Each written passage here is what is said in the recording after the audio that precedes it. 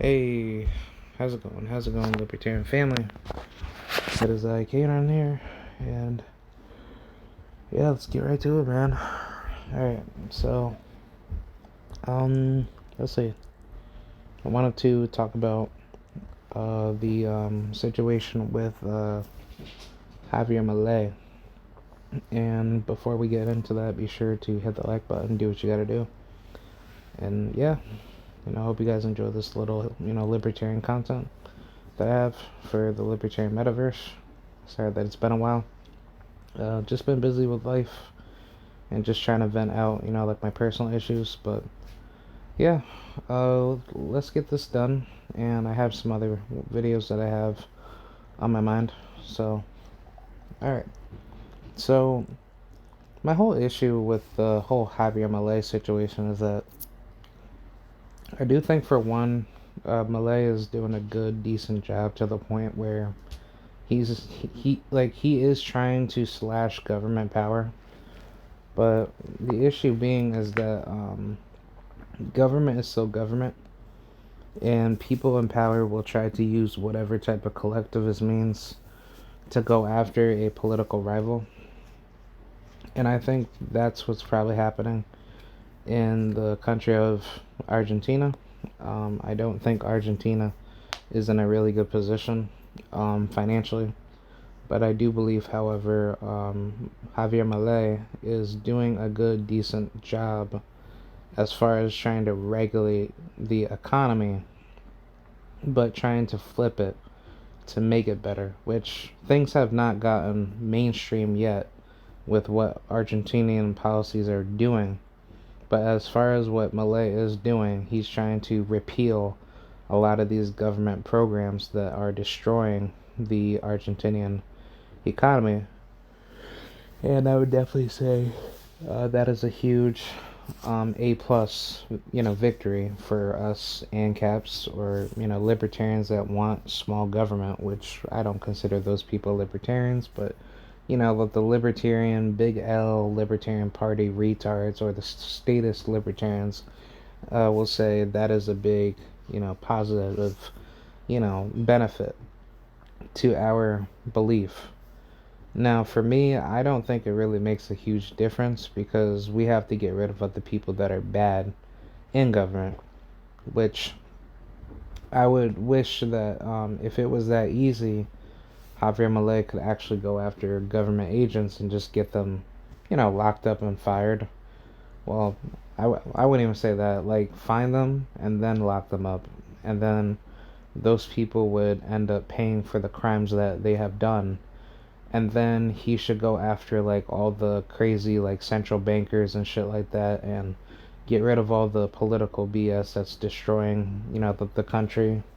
And then privatize, like, the economy by deregulating Argentinian, political barriers, and giving people more power to localize, society, which that's exactly like what minarchists would say yes to. They, like, I don't understand, like, why minarchists try to pretend as if that they're friends to anarchists in a way, where they say, like, we want to have the least amount of government possible to be similar to what, like, ANCAP anarchists like myself want, but then they try to say, like, we need to have, like, a night watchman state. But the problem with this argument is that that's already been tried. That's called the United States government, that quickly evolved to be, like, one of, like, the most destructive powers ever, and therefore nothing is changing. So the next step would have to be, like, you have to, like, get rid of government altogether. You can't just start from, like, one top of the tree and just go down, like, 97 to, like, 99% of the 100% evil. You have to remove all of the roots of evil. And I think that's the problem with a lot of statists, including minarchists. They don't want the evil to go away. They're trying to say that, we as humans, we're doing good with government, so let's just push for more government psychopathy, but in a much lesser limited way, which This makes no sense because you can't limit the desires of what mankind wants out of political power. So I don't know how that would ever be successful, but more so, it's a recipe for disaster because all you're really asking for is that you're asking for your neighbor to wish more evil policies up against you, and therefore you do it to the next politician that is trying to ask for more government control. And it's basically a recipe for vigilant destruction. And when people want to kill each other in the realm of violence, you would do this with a government like that is either minarchist or big government, in which it doesn't matter because government always grows. So there's no limitation of what people try to say that you could have these laws put in place to monitor what government does. Like, no, it doesn't matter. When you appoint people in certain hierarchy, and those people have the ability to make little changes here and there, and therefore they create loopholes for them to break government rules, where the foundation of the government was supposed to limit the amount of power being given to people in power. Like people try to make this weird argument to say that you want a government that is designed for by the people for the people type bullshit. And you know the stupidity behind it is that you can never get that because everybody that has tried to say that usually ended up dying for the cost of it. So the truth of the matter is that you create so much tension over the course of that time frame of when the government had started versus where it is now, and you tend to understand that government always keeps on growing. I mean, I could take any government that has ever started in the history of mankind, and I will always tell you, like, every single government always grows. There's no period of where a government stops growing and somehow, evil is somehow being limited. No, like, you don't ever gain, any success like that. So the truth of the matter is, you don't do that. Everybody wants to kill you, and guess what? New political tyrants keep forming because why? It's an evil seed that keeps on growing, and that is called coercion.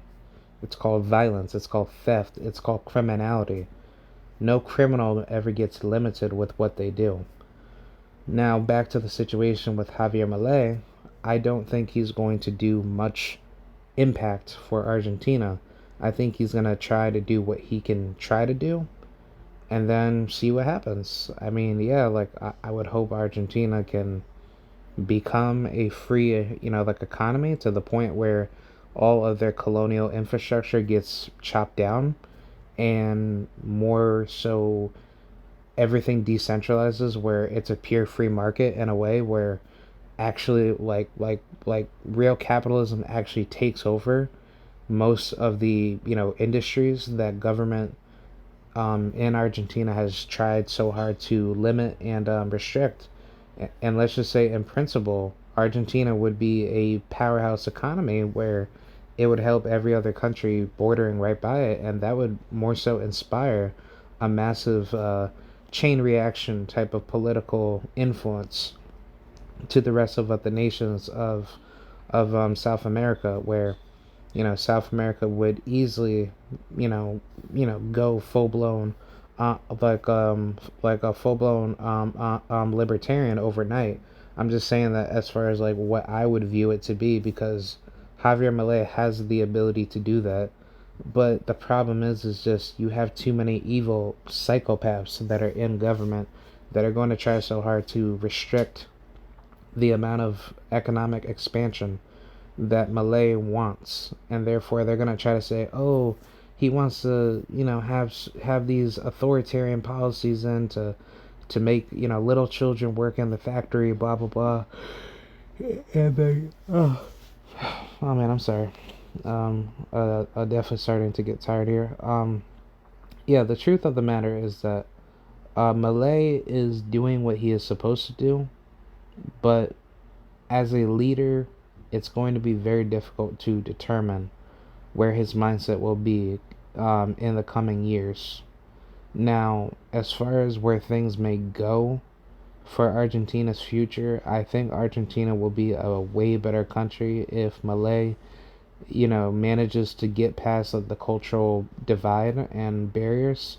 Because the thing about it is that South America is way more discreetly different compared to, I guess, the Western world, in which, like I'm gonna talk about I guess why the Western world is very biased per se, as far as what is considered first world, third world, and third world. That's gonna be another video, but I'll make a little note here to say that whenever South America is viewed as a continent for the countries that border in South America, including Central America too, a lot of those countries are very, very second world to third world.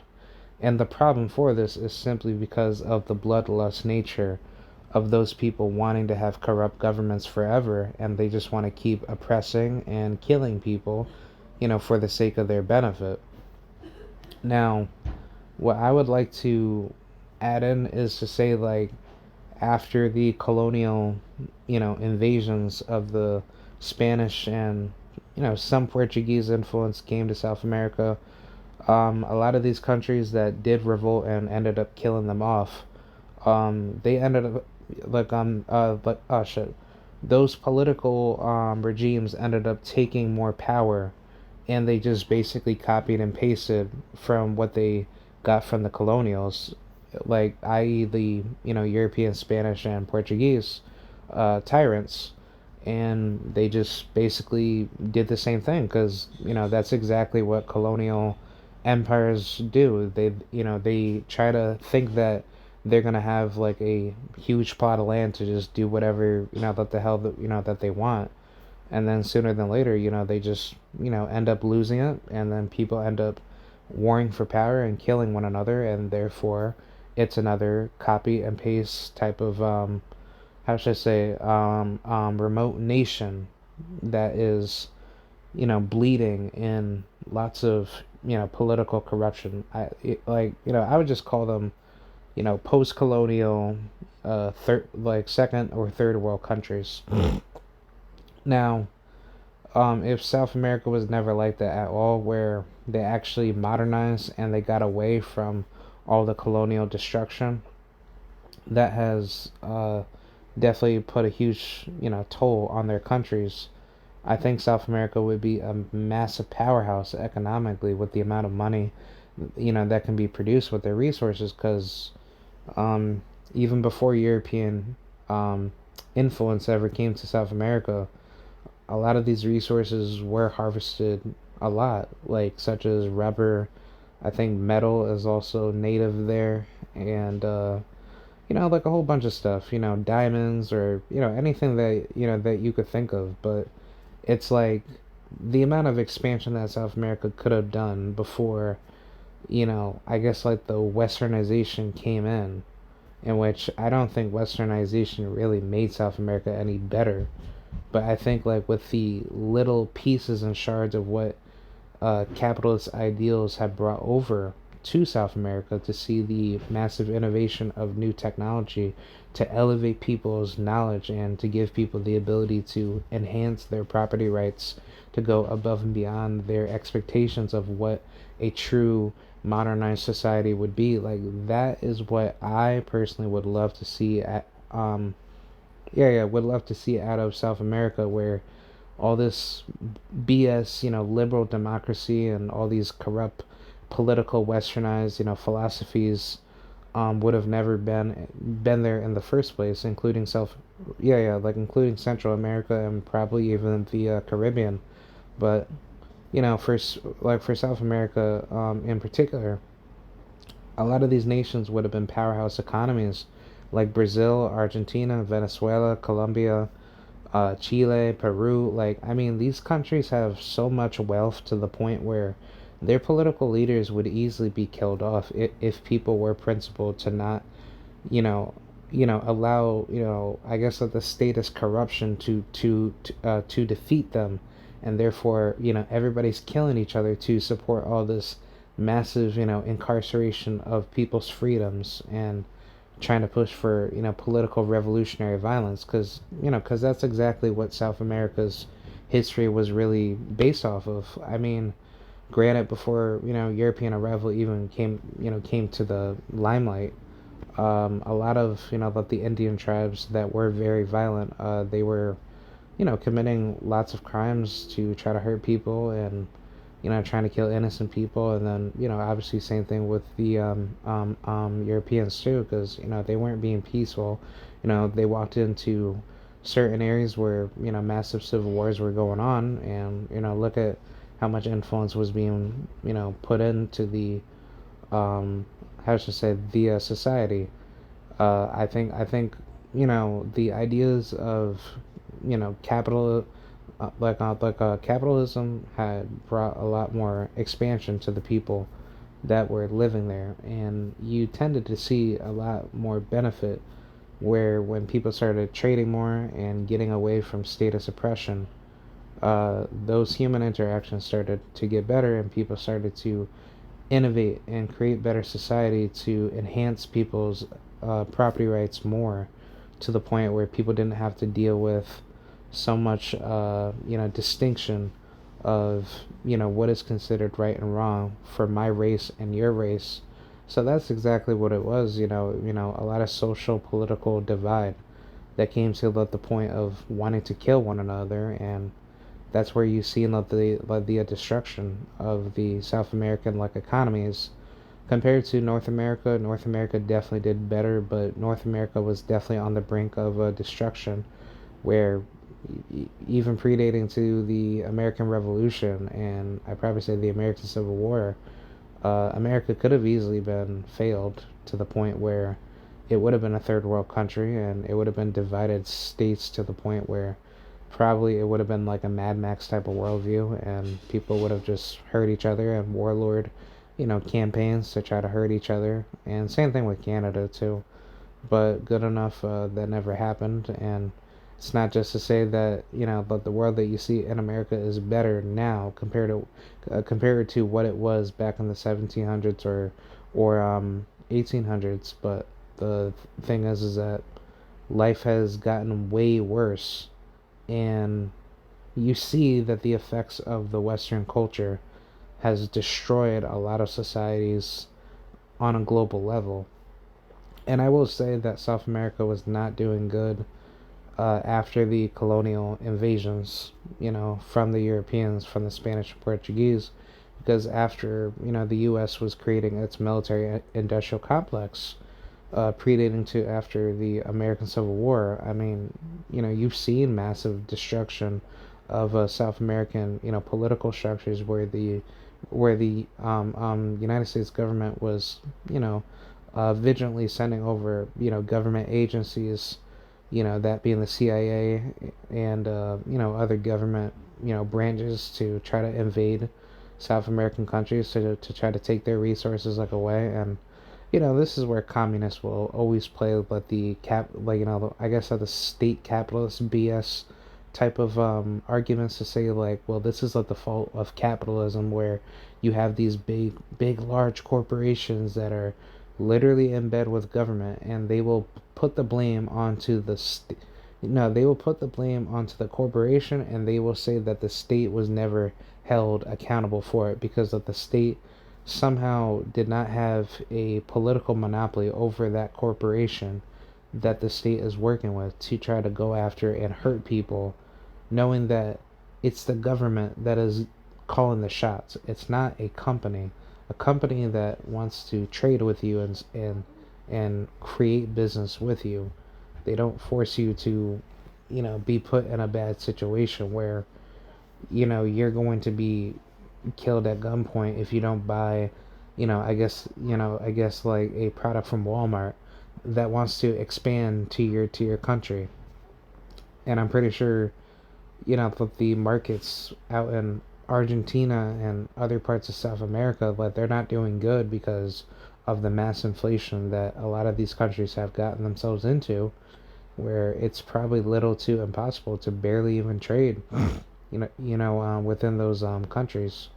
So I would definitely say that South America is in a way worse, position, and it's simply due to the massive radicalization of statist politics that has destroyed, countries like Argentina, Brazil, and Chile, Peru, like, all these state, socialist, commie type governments where they are enforcing a lot of immoral laws and regulations onto the people to eliminate their property rights and to make everything much harder to live, and therefore people are left with no choice but to say, you know what, I'm going to leave, and I'm going to say, f my country, because that's exactly what it is. It's a worldview of stating that South America is basically, like the copy and paste of the Middle East, where it can easily get worse. Like, I mean, it can easily turn into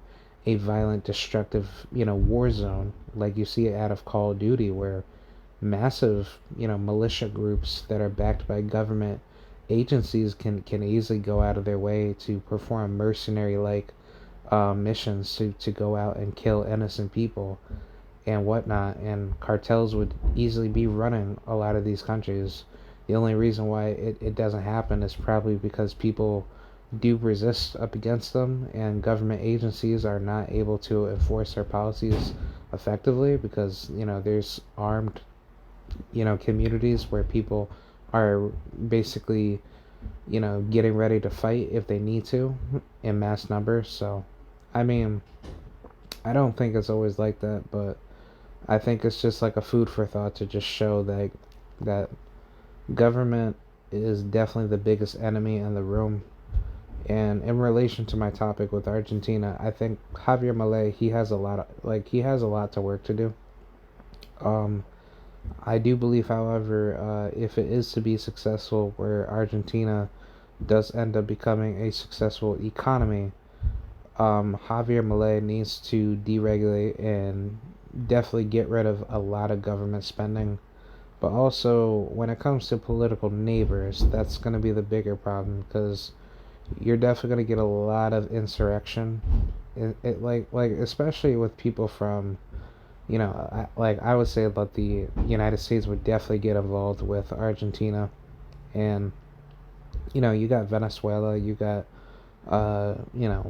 Brazil, you got Colombia, Chile. Like, I mean, all these countries can very well be heavily manipulated. I don't think it would be that big of a issue because I think if he understands that the Western opposition, that being the U.S., that the U.S. government, that the psychos in power, like, they're gonna look at Argentina as the political enemy, and I don't think, regardless of who would be the next U.S. president come November, it's probably going to be a type of framework where you're going to deal with so many loopholes of certain political candidates that will have a different mindset of what is considered right and wrong with Argentina. And I don't think Milei really wants to be focusing on foreign policy. I think, if anything, he would be more focused on the internal domestic policies to try to fix everything in Argentina first and then get rid of all the political corruption, if not slice most of it, and therefore try to, open that door for Argentina to become a powerhouse economy. And then on top of that, get rid of all the colonial status BS, behind certain leaders or certain political candidates that want to corrupt Argentina. I think if he does that and Argentina ends up becoming a good economy, kind of like what, but the U.S. can be, but knowing that the psychos in power and government, they try to push for all these crazy policies to get people screwed over. Yeah, I think Argentina can very well turn into a beautiful like economy. Now, if it ever gets close to libertarianism, that would be even better. And I think Milei understands, like, he himself cannot just make Argentina go libertarian overnight. Now, as far as what he can do, he could try to pass, laws and certain policies to try to, get the economy back in shape. Because, if he could just go after the central banks and destroy a lot of the pointless financial, barriers that people have, and, start, turning the economy into like a free market based economy where, it actually rapidly grows into minarchy, I think that's a good step in the right direction, and that's a really good idea. Now, some stupid minarchists would like to say that, when society is achieved, you can have communities where people can consent to localize to create, I guess, like a voluntary tax to to basically pick and choose. I'm saying that sarcastically, for the type of taxes that you want. And I don't know, it's basically just closet, like it's a closet anarchist, position. Because, that's exactly what these minarchists try to act like. They always try to say that, oh, if any country in the world was minarchist right now, they would give you the ability through their government for you to voluntarily pay taxes, and basically you could just do whatever you want, because you'll have more freedom to determine what is right and wrong for how you want to fund your government. And that just makes no sense, because it's just like, when you say voluntarily fund, you're not going to pay for something that's not going to be worth paying for, so therefore that's a market anarchy type of position that is ANCAP in nature, because it's like nothing's voluntary with the state. Everything has to be involuntarily applied with the coercion to hurt you rather than help you. So, yeah, I think Javier Milei, he's gonna do a pretty good job. It's gonna be tough, but I think where he's at right now, he's definitely in a good position. So I think for me personally, I think it's gonna be good for Argentina. Oh man, I'm sorry. Yeah, yeah, I think Argentina would be in a. Oh man. Oh man, I'm sorry. Oh, yeah, I think Argentina will be in a very good spot, and I think if things do go well, where Argentina's economy starts to build stronger, where with the political corruption of the people backdoor get attacked, and he goes after all the bad actors that's been destroying the country. I think it's a good step in the right direction. So yeah, hope everything gets better with Argentina. Like, I got a lot of respect for the people that are from there, and much love to the people that I know that are from Argentina. So yeah, man, hope Javier Milei, he makes us, ANCAPs, a lot more happier with our philosophy. And hey, if Argentina ever gets closer to freedom, I am definitely for it. So yeah, shout out to you, about the people from there. And yeah, shout out to Javier Milei. So yep, hope you guys enjoyed it. Alright, I'll see you guys, and yeah, alright, thank you guys very much, and I will see you guys later. Alright, so alright, hold on.